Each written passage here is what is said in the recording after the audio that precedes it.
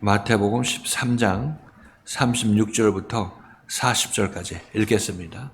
시작. 예수께서 무리를 떠나사 집에 들어가시니 제자들이 나와 가로되 같이 가라사의 비유를 우리에게 설명하여 주소서. 대답하여 가라사대 좋은 씨를 뿌리는 이는 자세요. 같은 세상이요 좋은 씨는 천국의 아들들이요 가라지는 악한 자의 아들들이요 가라지를 심은 것은 나리요 추수되는 세상 끝이요 추수꾼은 천사들이니 그런즉 가라지를 거두어 불에 사는 것 같이 세상 끝에도 그러하리라. 자, 이 말씀에서 36절을 통해서는 예수님께서 어떻게 움직이셨는지에 대해서 말씀을 드렸습니다. 그 얘기는 집에서 말씀을 전파하실 때 가족들이 왔었죠. 너희 모친이 너를 찾는다. 너희 동생들이 너를 찾는다. 이렇게 얘기했을 때 보라 누가 나의 모친이며 동생들이냐. 내 말씀을 듣고 나를 따르는 자들이 이들이 바로 나의 형제요 모친이요 동생들이야. 이렇게 얘기를 하고 있죠. 이렇게 하셨죠. 그렇게 하시고 나서 이제 거기서 집을 나와서 해변에서 이제 씨 뿌린 자의 비유를 무리들 앞에서 베풀어 주셨습니다. 그리고 씨 뿌린 자의 비유를 하고 나니까 제자들과 또 제자들과 합세한 무리들이 예수 앞에 나와서 예수께 그 씨 뿌린 자의 비유의 뜻이 무엇입니까? 물었습니다.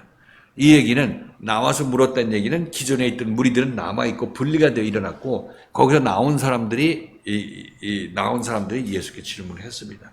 그러니까 여기서 보면 예수님께서 비유를 베풀어 주시면서 하시는 얘기가 왜 저들한테는 비유로 얘기합니까? 저들한테 왜 비유로 얘기합니까? 이렇게 이 제자들이 질문을 했죠. 왜 비유로 얘기합니까? 얘기했을 때 예수께서는 저희가 듣기는 들어도 듣지 못하고 보기는 보아도 보지 못하기 때문이라 이렇게 말씀하시는 것을 우리 기억하실 것입니다. 그죠? 그렇게 배워왔죠. 그래서 비유로 끝나는 예수님의 말씀이 비유로 끝나게 되면 그것은 예수의 말씀의 1단계 처음을 듣고 그냥 자기 자신의 집으로 가거나 자기가 스스로 해석하고 있는 사람들의 모습을 얘기를 하고 있습니다. 그들에게는 진리의 말씀이 비유로 남아있을 수밖에 없는 것이고 이 제자들이 와서 얘기했을 때 씨 뿌린 자의 비유에 대해서 해설을 해주시면서 제자들이 왜 저희한테 비유로 얘기했습니까? 얘기했을 때 예수께서는 그럼 이 사람들한테는 비유로 얘기하지 않았다는 얘기가 되는 거 아니겠습니까? 그렇죠. 예수님 앞으로 나와서 씨 뿌린 자의 비유를 우리에게 설명해 주셔서 하고 설명을 들을 때는 이 제자들은 그 무리보다 다른 차원의 어떤 말씀을 계시를 받는다고 말씀드렸습니다. 그렇게 여러분에게 몇 주에 걸쳐서 그렇게 말씀드렸죠.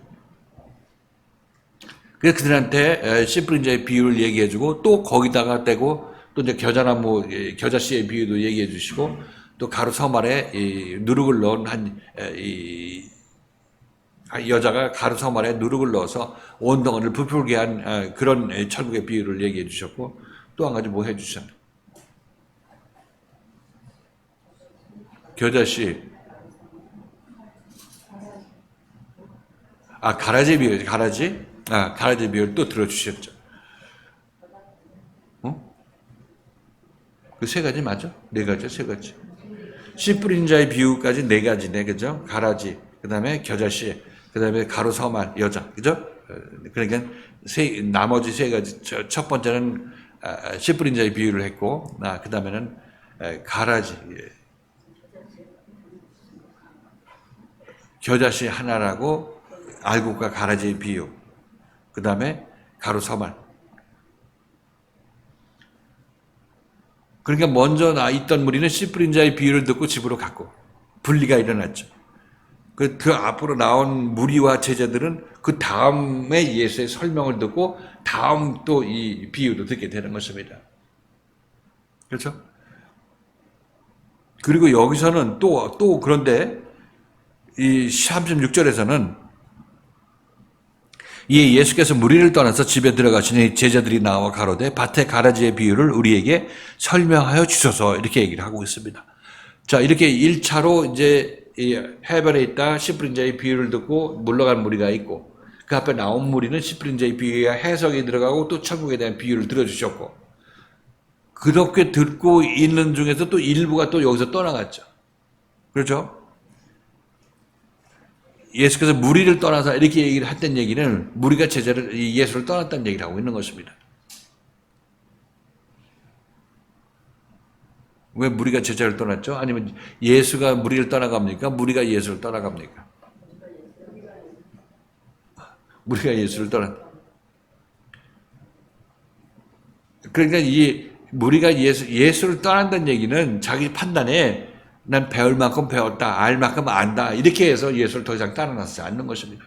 그러면 이 예수를 따라 나설 때 언제까지 우리가 따라 나서야 되냐면 십자가 사건이 일어날 때까지 따라 나서고 오순절 성령 세례 때까지 있어야 되는 것입니다. 그래야 그들 마음속에 온전히 예수가 그리스도로 임해서 그들과 하나 되어서 이제 그들이 어디로 가든지 그리스도가 그들과 함께 움직이게 되는 거죠. 이들이 자유자라고 얘기를 하고 있는 것입니다.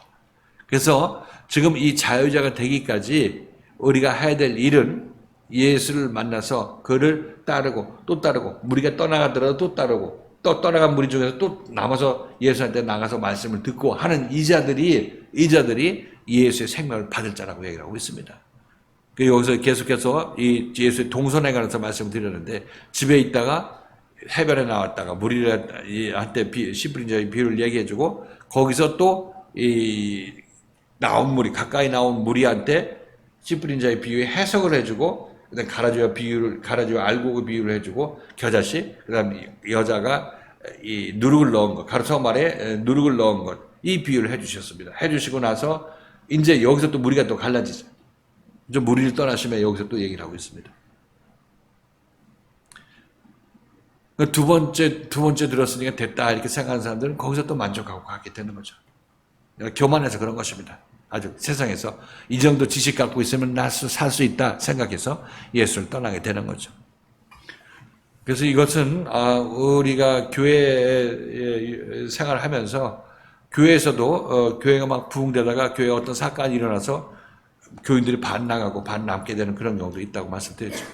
이것도 전부 하나님께서 역사하시는 것입니다. 너네들 예수를 따르려면 여기서 이런 사건이 일어났을 때 이 사건 때문에 너 예수를 버리게 되는 그런 사람들은 지금 나가. 그렇게 얘기하는 것입니다.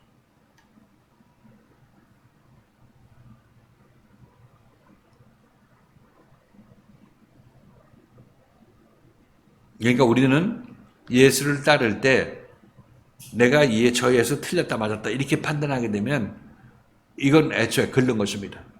따라 나서가 언젠간 자기 판단으로 예수 틀렸어 이렇게 하게 되어 있어요. 그렇죠?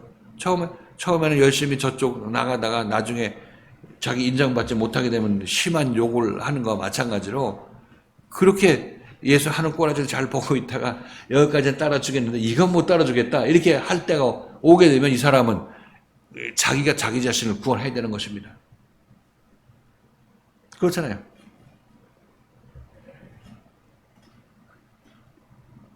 아니라고 생각하는 사람들.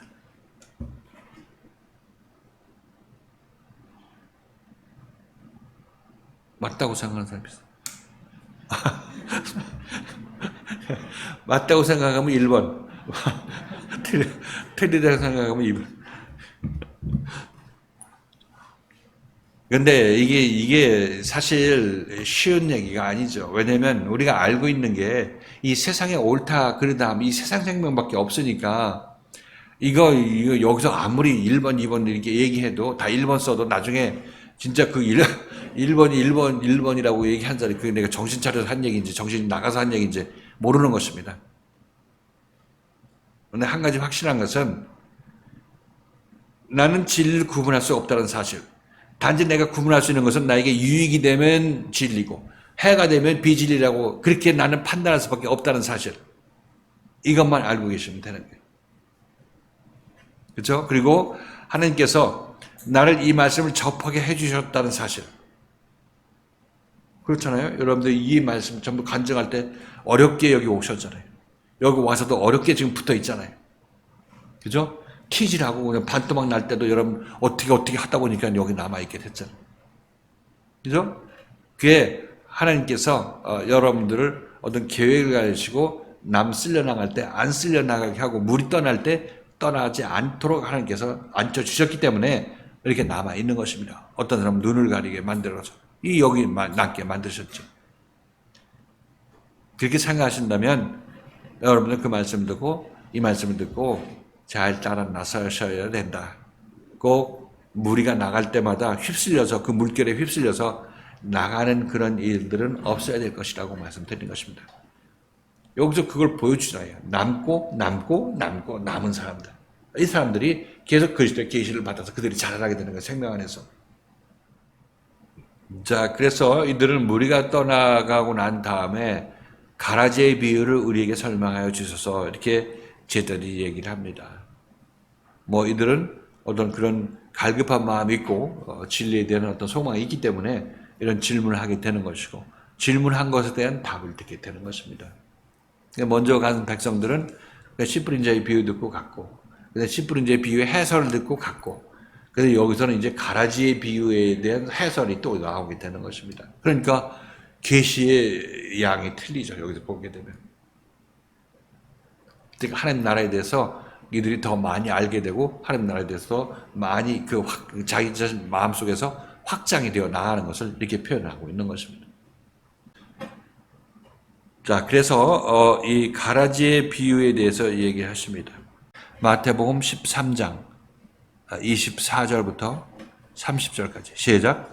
예수께서 그들 앞에 또 비유를 베풀어 가라사대 천국은 좋은 씨를 제밭에 뿌린 사람과 같으니 사람들이 잘 때 그 원수가 와서 곡식 가운데 가라지를 덮으리고 갔더니 싹이 나고 벼슬할 때에 가라지도 보이거늘 집주인이 종들이 와서 말하되 주여 밭에 좋은 씨를 심지 아니하였나이까 그러면 가라지가 어디서 생겼나이까 주인이 말하되 원수가 이렇게 하였구나 종들이 말하되 그러면 우리가 가서 이것을 뽑기를 원하시나이까 주인이 말하되 그만두어라 가라지를 뽑다가 곡식까지 뽑을까 염려하노라 둘 다 추수 때까지 함께 살게 두어라 추수 때 내가 추수꾼들에게 말하기를 가라지는 먼저 거둬 풋사르게 담궈놓고 곡식은 모아 내 곡간에 넣으라 하리라.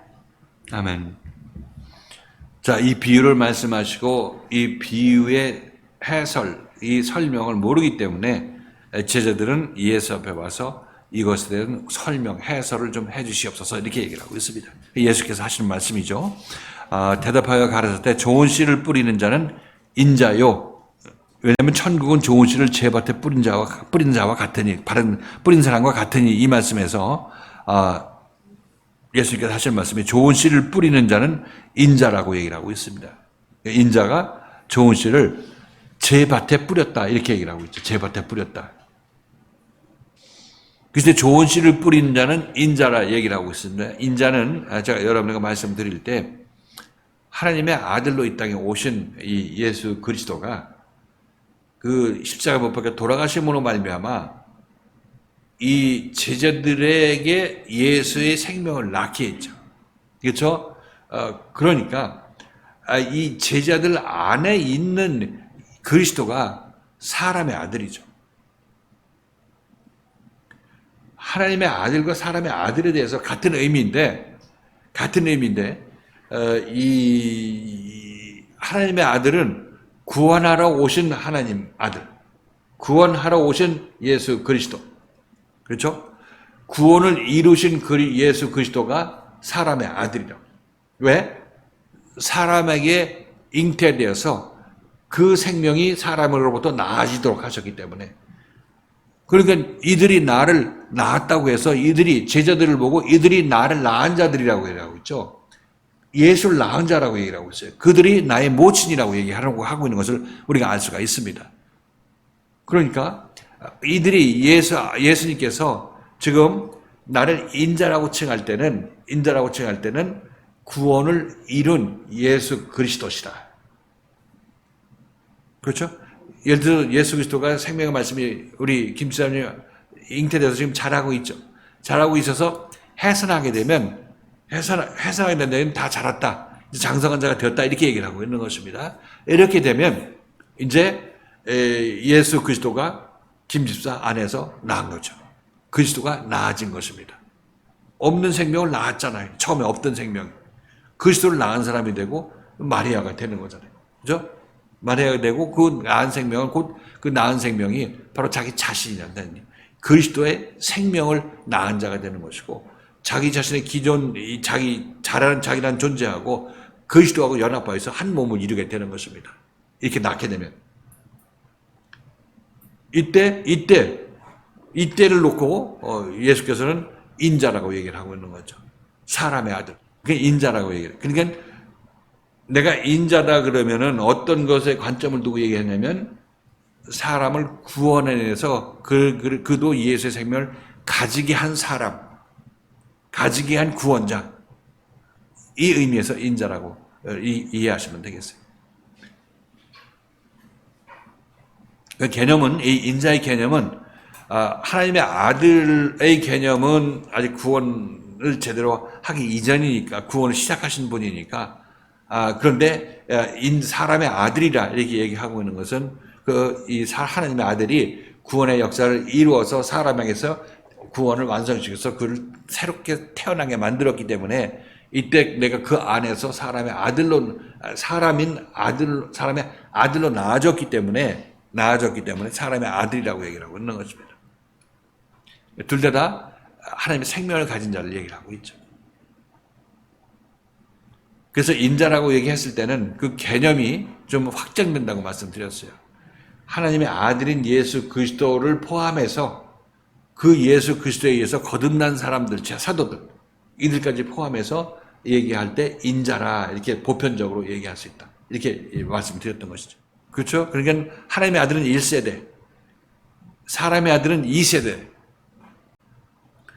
씨를 뿌릴 때는 하나님의 아들도 물론 뿌리지만은 사람의 아들도 뿌리죠. 사람의 아들도 개별적으로 그리스도의 역할을 하게 되는 것이니까. 사람의 아들이 된 사람은 그 사람은 이제 하나님의 아들로 남한테 또 복음을 전하게 되는 거죠. 그죠? 그래서 그 사람도 상대방도 상대방에서 그 상대방이 거듭나게 됐을 때 이제 하나님의 아들이었던 그 말씀 전하는 자는 사람의 아들로서 그들에게 나아지게 되는 것입니다. 물론 이게 전부 그리스도를 놓고 얘기를 하고 있는 거죠. 전파되고 아들의 그 속성을 가지게 되는 것은 아들이라고 얘기할까 사람의 아들이건 하나님의 아들이건 그래서 전부 그리스도의 속성을 가지고 있는 사람들을 얘기를 하고 있어요. 예수 그리스도 또는 예수 그리스도의 생명을 가진 자들, 이 자들을 인자 또는 인자들이라 이렇게 얘기한다고 우리가 이해하시면 되겠습니다. 좋은 씨를 뿌리는 자는 인자요. 자, 그래서 우리가 좋은 씨를 뿌리는 자는 인자인데 지금 당시 예수께서 좋은 씨를 뿌렸나요? 예, 뿌렸죠. 지금 교회에서 우리 마음밭에 좋은 씨를 뿌리는 자가 있나요? 아니면 예수만 2000년 전에 뿌렸으니까 그 뿌린 거 지금 우리가 읽고 있으면 되나요? 지금 이 시대에도 하나님께서 하나님의 아들의 생명을 가진 자를 우리한테 보내죠. 그들로 말미암아 그들이 생명의 말씀을 전할 때 그는 좋은 씨를 뿌리는 인자들인 것입니다. 각 개인별로 하나하나가 인자죠. 왜냐하면 그 안에 아들의 생명을 갖고 있기 때문에. 그러니까 가끔 자주 여러분에게 말씀드리지만 현재 기독교의 가장 큰 문제는 하나님의 생명을 가진 아들들의 씨 뿌림이 없다는 사실인 것입니다. 유사품 씨를 뿌리죠. 유사품 씨라는 것은 율법의 씨를 뿌리는 것이고 이렇게 되면 열매가 제대로 맺히지 못하게 된다고 말씀드리는 것입니다. 그래서 지금도 구원받으려면 제대로 생명을 받고 하나님의 아들이 되려면 인자를 만나야죠. 하나님의 아들을 만나야 되는 것입니다. 그래서 마음속에 씨를 뿌려야 되죠. 자, 인자는 자기 밭에 씨를 뿌린다고 얘기를 하고 있는데 제 밭에 뿌린 사람 같으니 이 얘기를 하고 있는데 이 밭은 38절에 보면 밭은 세상이요 이렇게 얘기를 합니다. 밭은 세상이요. 제 밭에 뿌린 사람 같으니 그래서 이 말씀을 여러분에게 말씀드릴 때 이 세상이 내 눈에 보이는 이 세상이 아니라고 말씀드렸어요. 이 세상이 아니라 우리 각자 한 사람 한 사람이 세상이라고 말씀드렸어요. 한 사람 한 사람이. 이 한 사람 한 사람이 아닌 이 세상에 씨를 뿌린다는 얘기는 그럼 세상에 씨를 뿌리면 이게 무슨 세상에 씨를 뿌린다는 의미가 무슨 의미가 있겠습니까? 세상은 어떤 사람이어야 씨를 뿌린 이유가 뭡니까? 그럼 구원하기 위해서 씨 뿌리는 거 아니겠어요? 그럼 사람에게 뿌려야지. 그러니까 이 세상은 사람이라고 얘기를 하고 있는 것입니다. 사람인데 이 집합적인 사람을 얘기를 하는 것이 아니라 이 개개인 하나하나가 사람이 하나하나가 세상인 것이고 이들 각자의 마음속에 생명의 씨를 뿌리는 것을 얘기를 하고 있다고 말씀드렸죠.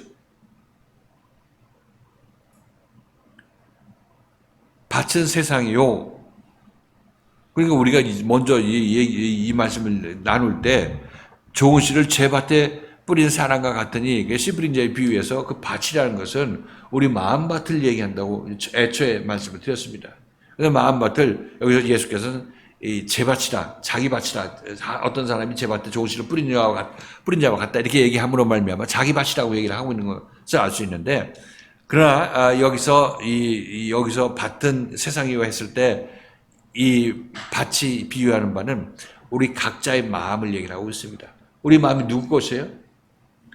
원래 하나님 것입니다. 그리스도 것이 맞는 것이에요. 나라는 존재 자체가 하나님에 속한 자인 것입니다. 그런데 우리가 하나님이 싫다고 내 주인 딴 주인 모시겠다고 해서 우리가 이 땅에 태어난 것이고 우리는 딴 주인을 섬기면서 그게 나의 주인인 줄 알고 인생 다 투자하고 살다 보면 죽을 때 완전히 빈껍데기 들고 죽기 때문에 이게 내가 속았다고 슬피 울게 되는 것입니다. 그때 주인이 원래 주인 하나님이 나의 주인인데 그게 나의 주인이라는 것은 내가 나의 주인이라는 것은 내가 지체인데 내가 지체의 주인이 뭡니까? 몸 아니겠어요? 머리가 이 지체의 주인 아니겠습니까? 그런데 나는 나 혼자 살아보겠다고 혼자 독립해서 살고 살아서 살라고 하는 것이 각 지체가 독립해서 여기서 살고 있는 것이고 살고 있는 모든 순간에 죽어가는 것이죠. 몸에서 떨어진 지체는 그때부터 죽어나가기 시작하는 것입니다. 그래서 예수께서 오셔서 이 떨어져 죽어나가고 있는 이 지체를 다시 이 몸에 붙이는 역할을 하고 있는 것이 우리 교회론하고 똑같잖아요. 지금 서로 상합하고 연락하게 만든다고 하잖아요. 그 마디를 통해서. 우리는 자유롭다고 생각하고 이대로 살기가 편하다고 하는데 그대로 살면 반드시 죽는다고 사도 바울이 경고를 했고 우리는 열심히 자기 자신의 인생을 살고 있는데 열심히 죽음을 향해서 달려 들어가고 있는 것입니다.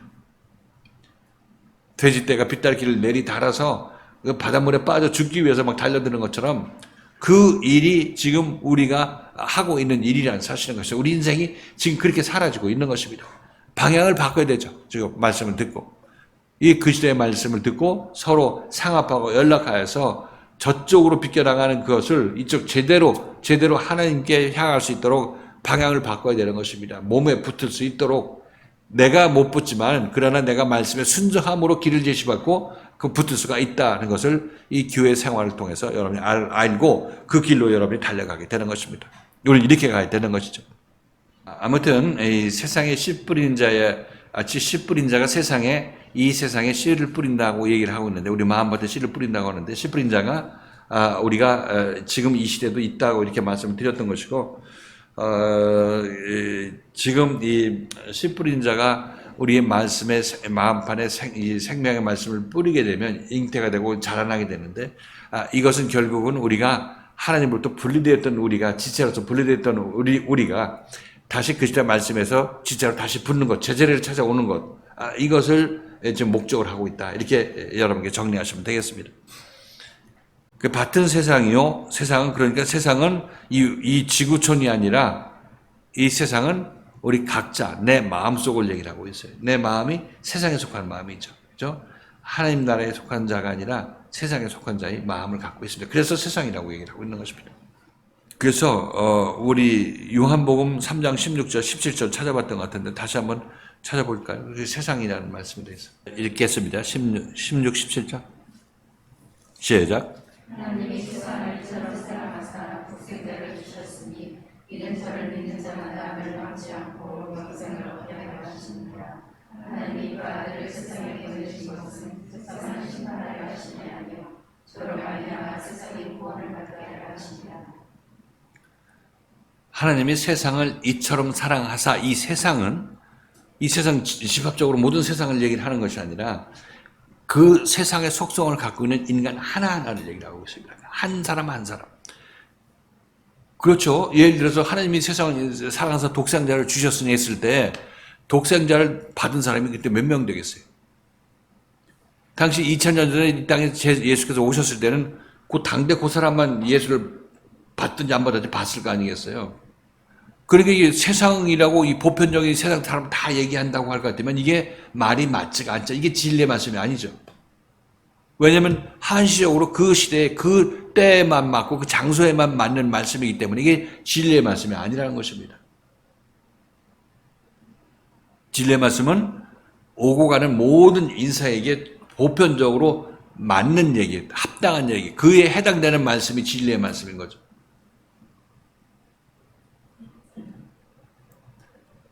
그래서 세상을 이처럼 사랑해서 독생자를 주셨다는 얘기는 결국 이 어떤 사람을 놓고 얘기를 하고 있냐면 이 세상을 살다가 예수 그리스도를 만나서 구원받을 때가 된 사람이 예수 그리스도를 만나게 된 사람, 그 각 개개인 세상 사람을 얘기를 하고 있어요.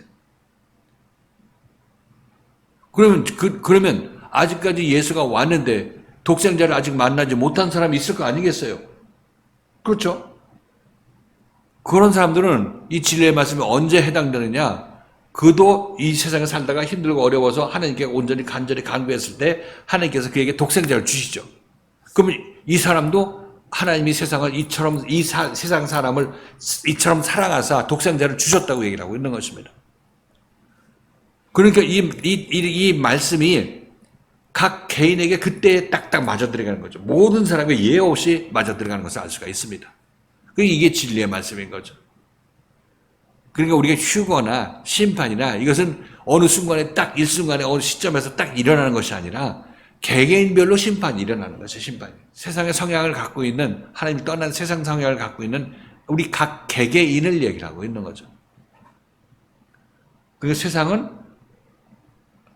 아직 죄인인 마음을 갖고 있는 우리 이 개개인 이렇게 우리가 이해하시면 되겠어요. 같은 세상이요. 좋은 씨는 천국의 아들들이요. 이렇게 얘기를 합니다. 천국의 아들들이라는 얘기는 우리가 봤던 세상을 이 물리적인 이 세상으로 보니까 천국의 아들들은 하나님의 생명을 가진 사도들이나 예수 그리스도에 속한 사람들 이렇게 생각하고 또는 넓게 보면 예수 믿는 사람들이 천국의 아들들이라 이렇게 생각하고 있고 그 다음에 악인의 아들들, 악한 자의 아들들은 예수 믿지 않는 자들을 이 악한 자의 아들들이라고 생각하고 있는 거죠. 그래서 어떻게 해서든지 기회 봐가지고 저 가라지 뽑아내고 악한 자 제거하려고 하는 그런 마음을 가지게 되는 것이 우리 어떤 보편적인 마음의 움직임이라고 이 말씀을 읽고 우리가 이해하게 되는 그 패턴으로 보게 된다면 그런 행동을 유발할 수밖에 없다는 것입니다. 그렇게 읽게 된다면 이 세상으로 내 눈에 앞에 보이는 세상으로 얘기한다면 그것이 아니라 여기서도 천국의 아들들도 이 좋은 씨가 내 안에 뿌려졌으니까 천국의 아들들도 어디에 있겠어요? 내 안이죠. 내 안. 밭이 내 안에 있는 것을 얘기를 하고 있어요. 그럼 천국에 좋은 씨를 뿌렸는데 좋은 씨는 천국의 아들들이라며. 그러니까 아들들이 우리가 우리 마음밭에 천국의 아들들이 뿌려졌다는 것을 얘기를 하고 있잖아요. 밖으로 튀어나와서 돌아다니는 천국의 아들들이 아니라 내 안에 하나님의 아들들이 뿌려졌다고 얘기를 하고 있습니다. 그걸 덧뿌려서 악한 자가 와서 잠자는 사이에 마귀가 와서 악한 씨를 덧뿌리고 왔다고 가라지를 덧뿌리고 왔다고 얘기를 하고 있으니까 이 가라지는 악한 자의 아들들이라고 얘기를 하고 있죠. 그래서 가라지도 우리 내면에 있는 거고 좋은 씨도 내 내면에 있는 것을 얘기할 수 있습니다. 근데 내면의 마음밭에 있게 되는 거죠. 그래서 전 여러분들이 이 아들들이라는 것이 아들의 씨, 천국의 아들의 씨, 하나님의 아들의 씨, 그리고 이 나의 옛사람의 아들의 씨, 옛사람이 주는 생각, 옛사람의 아들이라는 것은 옛사람이 주는 생각을 얘기를 하고 있죠. 하나님의 아들의 씨, 악한 자의 아들의 씨. 그것은 생각, 우리 안에 있는 생각. 그게 지금 제가 여러분에게 말씀을 드리면 우린 이렇게 해야 됩니다. 하나님께서 보호해 주시고 이끌어 주시니까 하나님께 내가 맡길 거 내가 맡기고 내가 그것을 내가 억지로 이루려고 하지 마세요. 이렇게 제가 여러분에게 말씀드렸죠. 이 말씀이 여러분에 들어갔으면 이 말씀이 언젠가는 여러분들에게 그런 상황에서 그런 걸 결정한 상황에서 이 말씀이 여러분 안에서 마음속에서 생각이 나게 될 것입니다. 그러면 여러분 안에 있는 하나님의 아들들이 여러분에게 생각을 주는 거죠. 하나님의 아들의 생각이 여러분에게 다가가게 되는 것입니다. 지금 들었다 하더라도 나중에 여러분에게 다가갈 수 있고 생각났을 때 다가갈 수 있겠고 그때 하나님께서 여러분에게 생각나게 해주실 것입니다. 그러니까 이게 하나님의 아들들이죠. 그 아들들이 주는 생각대로 여러분들이 그 생각을 잘 키워나가고 존중하게 되고 따라나서 순종하게 된다면 여러분들은 그만큼 하나님의 아들의 길을 가고 있는 거고 아들로 자라나고 있는 것입니다. 반면 가라지는 악한 자의 아들들이다 이렇게 얘기를 하고 있죠. 반면 가라지는 악한 자의 아들들이다. 이 악한 자의 아들은 우리 마음속에 있는 나의 원주민의 생각에 원주민 우리 토착민 이미 이 하나님의 아들의 생각이 오는 것은 후천적으로 오는 것이고 이 악한 자의 아들의 생각은 이미 날 때부터 내가 악한 자의 아들의 생각을 갖고 태어났으니까 이 가라지가 먼저 온 자죠. 먼저 온 자고 이 자의 생각은 악한 자의 생각인 것이고 하나님과 분리된 생각을 갖고 있는 나의 옛사람의 모습을 그렇게 보여주고 있는 것입니다. 그렇죠? 우리 둘이 있습니까? 우리 여러분 마음속에 두 아들이 있어요. 한 천국의 아들의 생각도 있고 그 다음에 악한 자의 아들의 생각들도 있죠.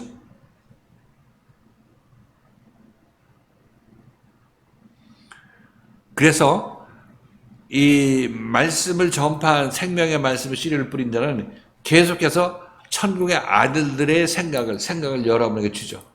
말씀을 전함으로 말미암아 이렇게 생각해야 되고 이렇게 행동해야 되고 책망 받을 때도 잘 겪어나가야 되고 이런 생각을 계속 여러분에게 줍니다.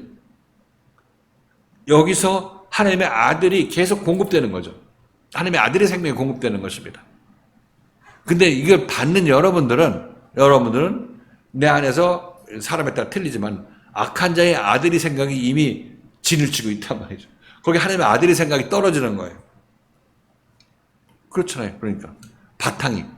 그러니까 하나님의 아들의 생각을 대적하게 하게 된다면 여러분들은 하나님의 아들의 생각이 여러분에게 낯설게 보이겠어요? 아니면 부드럽고 여러분에게 좋게 보이겠어요? 아니면 여러분 것을 빼앗아가는 생각으로 들리겠습니까?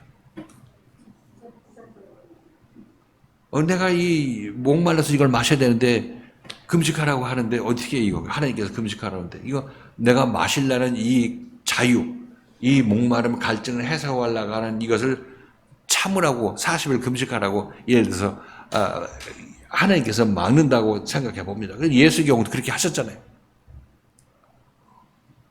그랬을 경우에 내 안에 있는 이 악한 자의 생각, 예수 안에서도 악한 자의 생각이 그때 시험으로 다가올 수도 있겠죠. 악한 자가 와서 돛덩이가 변해서 떡덩이가 되게 갖고 먹으라고 얘기를 하고 있었잖아요. 그러니까 우리는 언제든지 준비가 되어 있어요. 하나님의 아들이 생각이 좋다는 얘기는 들어서 알고 있는데 막상 그것이 들어와서 여러분들 감당하지 못하고 싫다는 생각이 들게 되면 이걸 해야 되나? 그때부터 이제 고민이 일어나게 되는 거죠. 연단 많이 받은 사람은 그냥 순순하게 따라 나서는 만큼 그만큼 잘한 것이고, 그렇지 않고 이제 시험 들 때마다 울프뚝불 하면서 이거 정말 이래서 내 되겠어. 지금 내 나이가 몇인데 언제 뭐가 돼? 이렇게 하고 부정적인 생각하고 있는 사람은 악한 자의 아들들이 바로 하는 것입니다. 그게. 그리고 우리 안에서 자라날 것은 악한 자의 생각밖에 없는 것이에요. 근데 선한 자의 생각, 하나님의 천국의 아들의 생각은 말씀 듣고 내 안에 오는 것밖에 없어요. 그리 공급되는 것밖에 없어요. 그럼 결국 이 싸움의 형태는 어떻게 나타나느냐? 말씀을 전하는 자고 말씀을 듣는 자, 반항하는 말씀을 듣는 자. 이 둘 사이의 갈등으로 나타나게 되어 있는 것입니다. 그래서 여러분들은 처음에 만난 것, 처음에 그 시대의 생명의 말씀이라고 처음에 붙잡았던 것을 끝까지 잡고 있어야 된다고. 그러면 그리스도에 참여하는 자가 된다고 히브리서 기자가 얘기한다고 말씀드렸죠. 그것이 중요한 것이 그것이. 비록 여러분들이 아이 나 싫고 그냥 욕 아주 심하게 메시지 보내고 심하게 했다 할지라도 나중에 그렇게 할지라도 여러분들이 베드로가 아프면 죽게 생겼으면 예수 부인했잖아요. 3번 부인했잖아요. 그럼에도 불구하고 회개하면 돌이키면 되는 거예요. 뺀질뺀질하면서 돌이키면서 내가 그때 왜 그랬고 내가 어차피 그 비자 2명만 너도 이 예수 함께 있었던 자라 이렇게 했으면 그것까지 참을 수 있었겠는데 3번째 저놈이 와가지고 너도 예수 함께 있었고 너도 함께 처벌받아야 된다 이런 식으로 얘기하니까 엉겁결에 예수 저주하면서 부인했다고 베드로가 이렇게 변명하면서 그렇게 했다면은 그것도 회개가 아니죠. 그거는 변명하면서 내가 그래서 그랬다고 하면서 통곡하면서 예수를 바라보게 된 사람들 그 사람은 제대로 회개를 한 거잖아요. 자기 한 일에 대해서. 우리는 그렇지 않을 수가 없어요. 근데 우리가 여기서 말씀을 끝까지 따라 나서겠다고 하지만 그러나 마음속에서 어떤 순간에는 혹시 내가 이 말씀을 저주할 때도 있을지도 모른다고 말씀드리는 것입니다. 근데 그것이 중요한 게 아니에요. 그건 자기 죽게 엉겹결에 무슨 얘기지 못하겠습니까? 하는데, 그러나 하고 나서 여러분들, 내가 과연 이래서 얻을 것이 무엇인가? 이렇게 내가 예수 저주하고 부인하면 내가 뭐야, 그동안 했던 게 뭐야? 이렇게 생각하고 내가 정말 예수께 목숨 바쳐서 죽음에까지 같이 가겠다고 내가 다짐했던 그 내가 왜 이런 말을 내 입에서 토해냈을까 하면서 진심으로 회개하는 마음 갖고 여러분들이 다시 예수 앞에 돌이키게 되면 이런 사람들이 잘해서가 아니죠. 돌이켰기 때문에, 예수한테 돌이켰기 때문에 이 사람들은 사도가 될 수 있었던 것입니다. 우리는 성경 말씀, 이 말씀이 베드로의 얘기로 국한되는 것이라고 생각하면 그건 오산이에요. 그 베드로는 예수 믿고 구원받는 사람들의 모형으로 우리 모두는 이런 과정을 거쳐서 하나님의 아들이 되는 것이고 오순절 성령 세례 받게 되는 것입니다 하고 베드로가 모형으로, 모범으로 보여준 것입니다. 그래서 우리들은 여기서 무슨 얘기를 하다 이렇게 나왔냐면 말씀을 전하는 자는 내 앞에 있는 나를 인도하는 사도 바울 같은 인도자인 것이고 그리고 그 말씀을 받고 대적하는 사람은 우리 자신이라고 말씀드렸죠. 우리 자신. 근데 이렇게 대적하고 싶지 않아도 나보다 큰 옛사람이 대적할 수밖에 없는 그런 상황으로 우리를 몰아가기 때문에 단지 이 예수를 부인하고 저주하는 일이 없으면 좋겠지만은 없이 하나님께서 그 이전에 연단하심으로 말며 그렇게 하실 수도 있겠죠. 그렇지만 어떤 경우든지 다시 돌이키고 말씀 앞으로 나오는 자, 이 자들이 무리가 물러갈 때 떨려 나가는 자가 아니라 그 앞으로 다시 나오는 자가 되는 것입니다. 다시 나오는 자. 이렇게 되면 이 사람은 이제 자기로 말미암아 열매를 맺는 것이 아니라 자기 앞에 있는 말씀을 가진 인도자의 말씀에 의해서 그들이 열매를 맺게 되는 것입니다. 그렇게 되면 여러분들은 예수한테 이렇게 저주하고 할 말 못할 말 다 하고 나서 거기서 멀어지게 되면 그냥 끝나는 것이고, 그죠? 회개하게 되고 돌이키고 말씀 앞으로 나오게 되면 이제 그것을 통과한 사람이 되는 거죠. 통과한 사람, 회개하고 통과한 사람이 되는 것이에요. 그렇게 되면 이전보다 자라나게 되죠. 이 연단이 있기 이전보다 더 장성한 자가 되어서 말씀 앞에 서게 되는 것입니다. 자, 이 말씀이 어쩌면 우리들한테는 그렇게 어려운 말씀이 아니죠. 왜냐하면 매일매일 우리가 이 일로 시험 받고 있고 연단 받고 있고 훈련 받고 조명 받고 있기 때문에. 그런데 이게 여기 밖에 있는 사람, 이 말씀을 들어보지 못한 사람들은 이게 무슨 얘기하는 건지 모르겠어요. 이 한국말은 한국말인데 이게 어느 경우를 놓고 어떤 때를 놓고 얘기를 하고 있는지 알지를 못한다는 것입니다. 그래서 우리들은 크게나 작게나 이런 체험을 하셨을 거예요. 이것은 꼭 최종적으로 예수를 대놓고 저주하고 한다는 그것뿐만 아니라 크게나 작게나 우리가 나의 옳담을 주장하고 예수의 말씀을 묵살하고 밟고 내가 맞다고 주장했던 그런 때들이 여러분에게 있었을 것인데 이것이 하나님의 말씀을 거절하고 배반했을 때의 모습인 거죠. 그러나 우리는 다시 돌이키고 내 생각 잘못됐구나 하고 돌이켰기 때문에 지금까지 남아있는 것이죠. 그리고 그만큼 우리는 그런 과정을 통과해 나간 우리들은 그만큼 자라나게 된 것이라고 말씀드리는 것입니다. 그러니까 우리 마음밭에 씨가 뿌려지게 되면 이 악한 자의 아들과 악한 자의 아들들이 주는 생각과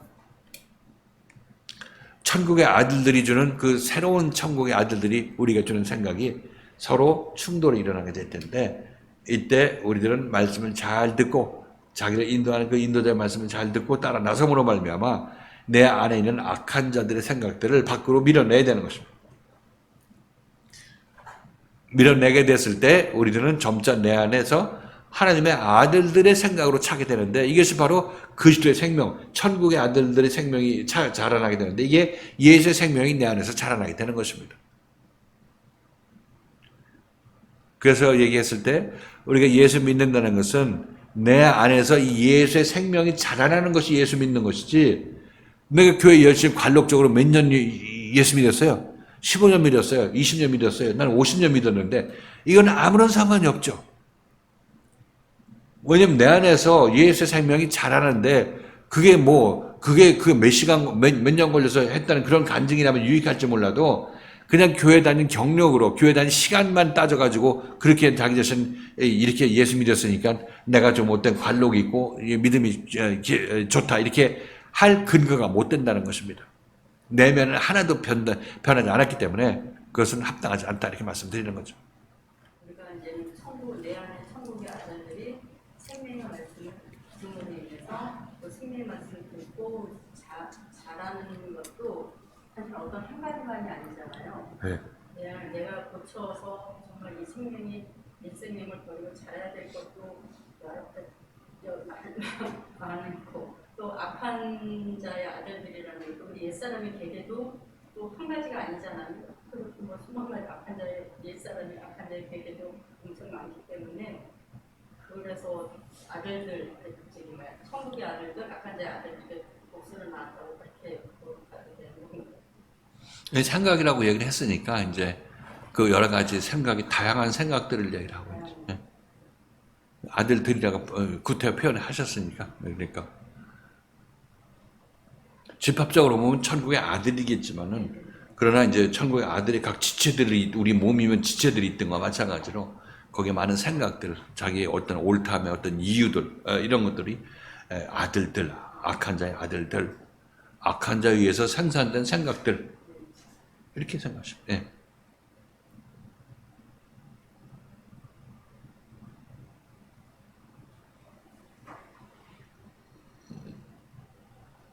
그래서 우리가 예수 믿지 않을 때, 예수 제대로 믿지 않을 때는 갈등이 없었죠. 교회 나오고 싶을 때 나오고, 봉사할 때 봉사하고, 헌금할 때 그냥 헌금하고 싶으면 헌금하고, 예배는 그냥 관람하고 집에 가고, 관객으로 있다가.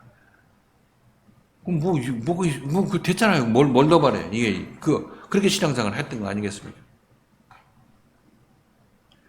그런데 이제 참다운 예수 그리스도의 씨앗이 하나님의 아들의 씨가 마음밭에 뿌려지게 된다면, 이때부터는 여러분 앞에 어떤 사람이 나타났을 것이고, 그렇잖아요? 그러니까 이 인도자에 의해서 여러분들은 도전을 받게 되는 것입니다. 이제. 왜 건성으로 교회 왔다 갔다 해? 왜 봉사 남한테 보이려고 하는 거야? 이렇게 태클이 들어오죠. 그러니까 평안하다는 마음이 전쟁이 일어나는 거예요, 속으로. 처음에, 그냥 편하게 예수 믿을 때가 좋았다. 그때가 좋았다. 돌아가고 싶은데, 주님께서 안 보내주니까 다행이지. 보내줬으면 옛날에 빠꾸 났지. 안 보내주기 때문에 여기 있으신 거 아니겠어요? 붙잡아 주셨으니까. 그래서 갈등이 있는데, 그건 좋은 거예요. 우리 안에서 나의 옛사람의 생각들이 무너져 내리는 것이고, 잘못된 생각들, 거짓된, 모순된 생각들이 완전히 박살나버리는 그런 과정이고, 소멸되는 그런 과정이기 때문에 이것이 감사한 거죠. 편안하게 예수 믿다 죽어서 지옥 가는 것보다 여기서 갈등해서 살아있을 때 천국 가서 남들을 살려내고, 남들도 살려내고 예수가 했던 일을 하고 하나님 앞에 서는 것이 마땅하게 내가 살아야 될 인생길이라고 말씀드리는 것입니다. 이렇게 살아야 되죠. 그렇다고 해서 여러분 교회 나와서 이렇게 말씀 듣고 따라 나서는데 세상 것에 내 관심 안 가지니까 세상이 망하는 것이 아니라, 여러분이 관심 갖고 열심을 내서 따라 나서는 것보다 더 충만하게 여기서 채워주실 것입니다. 세상적인 것도 여러분께서 이런 하나님께서 주시는 복을 체험하시기 체험하시게 되는 것이고 그것이 우리의 간증이에요.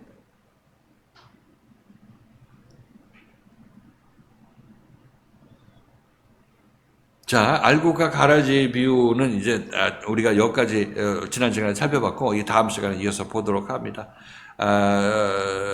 우리들은 그동안 가장 지금 모든 사람들의 인식 속에 있는 것이 알곡과 가라지가 이 세상에서 내 눈앞에서 보이는 이 형제가 알곡이고 이 형제가 가라지다. 이렇게 해가지고 고민하잖아요. 이제 가라지 뽑고 싶은데 저거 그냥 하나님이 그 가라지란 딱지를 아직 안 주셔가지고 내가 참고 있는 거지. 저 분명히 가라지가 분명할 거야. 이렇게 생각하고 있는 거예요. 가라지가 그런 생각하는데. 자기가 가라지인 사람이 그런 생각하는데 그러니까 형제 가라지만 보고 어떻게 빼어내려고 하는 그런 마음을 가지고 이걸 고민하고 있어요. 이 비유를 가지고. 뽑아버리려고.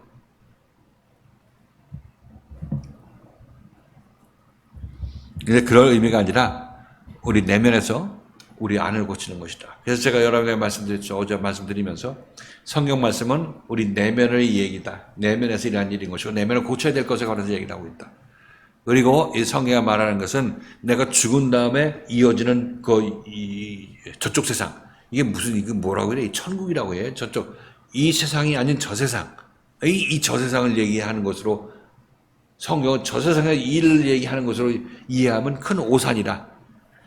성경에서 말하는 저 세상은 내가 살아있는 동안에 들어가야 될 하나님의 나라를 얘기를 합니다. 하나님의 나라. 그 저 세상이라고 얘기한다고 보다 그 나라가 천국이라고 얘기하고 있는 것이에요. 우리가 살아있을 때 들어가는 나라는 그것이 천국인데 이 천국은 죽어서 가서는 천국 갈 수 없어요. 왜, 이 얘기 참 구분 잘 하셔야 되는데 우리가 여기서 너 천국 간다. 예수를 주로 신했기 때문에 천국 간다. 이 얘기는 너 죽으면 아직 안 죽었으니까 죽으면 천국 가. 이 티켓 이거 받은 거 이거 확실해. 이거 진짜라는 거 믿어. 이 티켓 받은 것을 얘기를 하고 있습니다.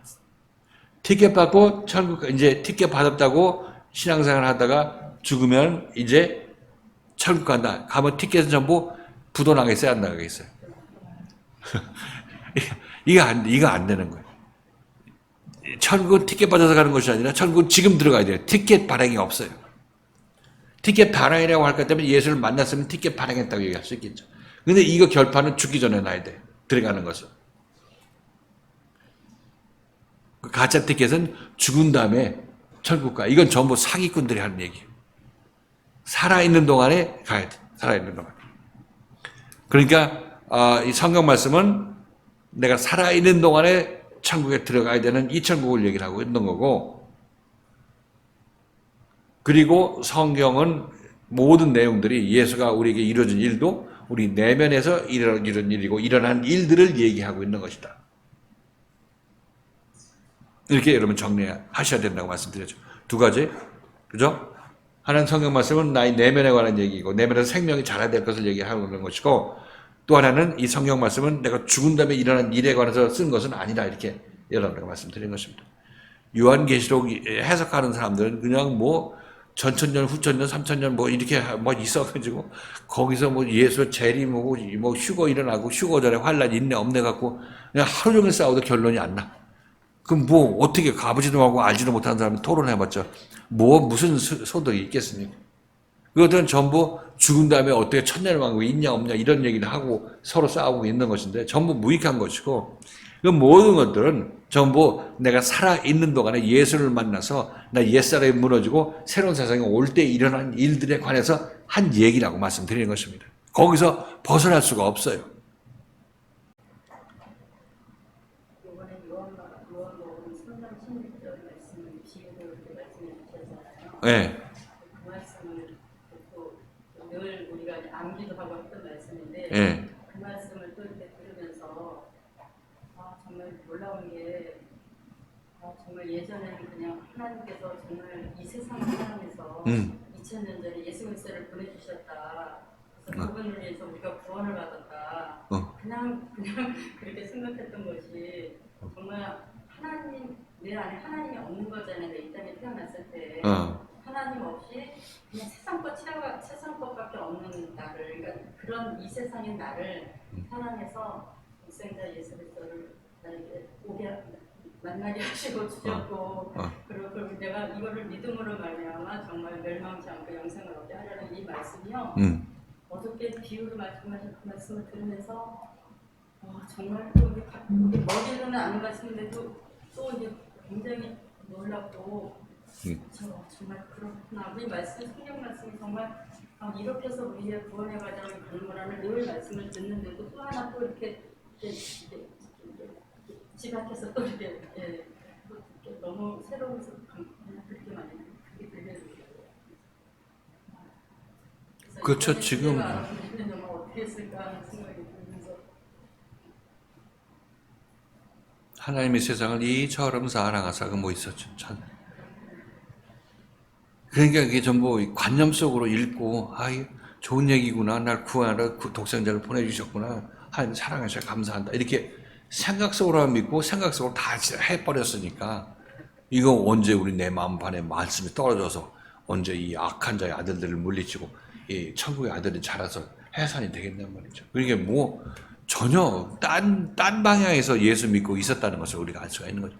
물론 어렸을 때는 그렇게 믿고 열심히 내고 교회 나오니까 잘했지만 이제 그것도 1, 20년, 3, 40년이지 이제 정신 차려야 될 때가 된 거죠. 그 생각하고 지금 예수 믿는 사람들 생각하고 전혀 틀린 게 없어요. 그대로 그 생각 그대로 지금 여기서 밖에서 예수 믿고 있다.